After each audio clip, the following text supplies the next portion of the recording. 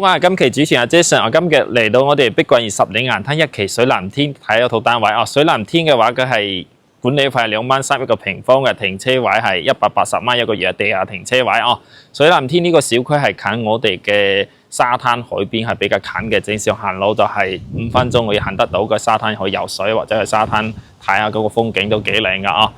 啊。仲有去我哋嘅鹽湖菜市場個行路都係3-5分鐘都可以行得到噶啊。去到我哋嘅交通中心嗰個京橋巴士嘅站點啊，一期交通心都係5分鐘都行路行得到噶啦，所以呢個小區係買賣最多嘅一個小區啦，所以住嘅人都好多噶啊！呢個小區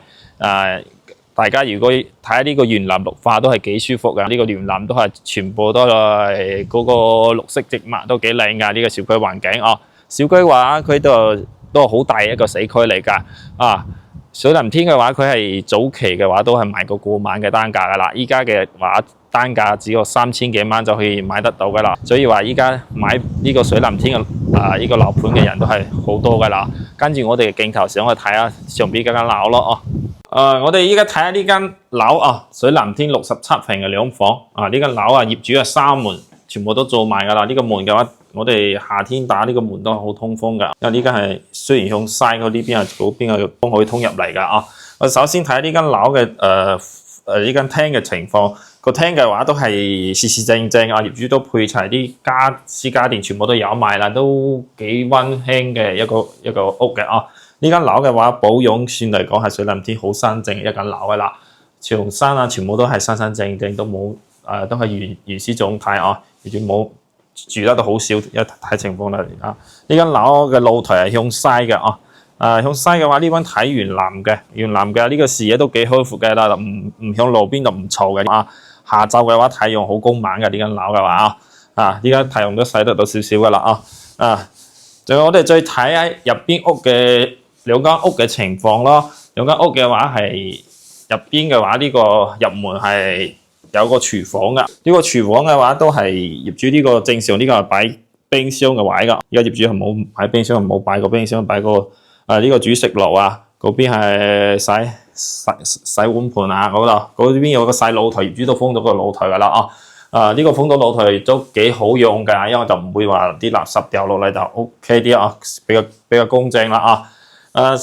睇下呢間大間臥室啦，業主呢邊係擺咗一張床嘅，呢張床都係做到好多櫃噶啦，呢個可以放嘢儲嘢都好方便啊！呢家呢張床好呢個櫃都幾實用啊！呢個櫃度細細地上又都可以擺啲物都可以擺呢度噶冷氣機紗門紗窗全部都做埋間樓再睇呢間係主臥室，主臥室嘅話呢間都係同嗰個廳係同一個朝向係向西噶主臥室都係啲家具都屬於嗰啲歐式嘅家具，睇起都係幾豪華噶呢間樓嘅話睇下呢度，再睇呢間洗手間嘅位啦。洗手間都係比較細少少，不過都係幾實用嘅，花灑全部都有埋噶啦。我講洗手間入邊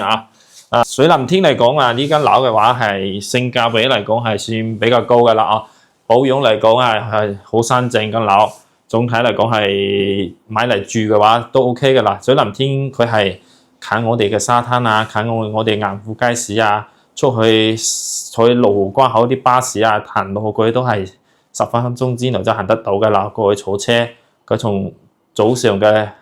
7點鐘就有車嘅啦每日有18個班次喺呢個一期呢度坐車所以呢間樓嘅嚟講，依家23萬就可以總價23萬如果有興趣啲朋友可以聯絡我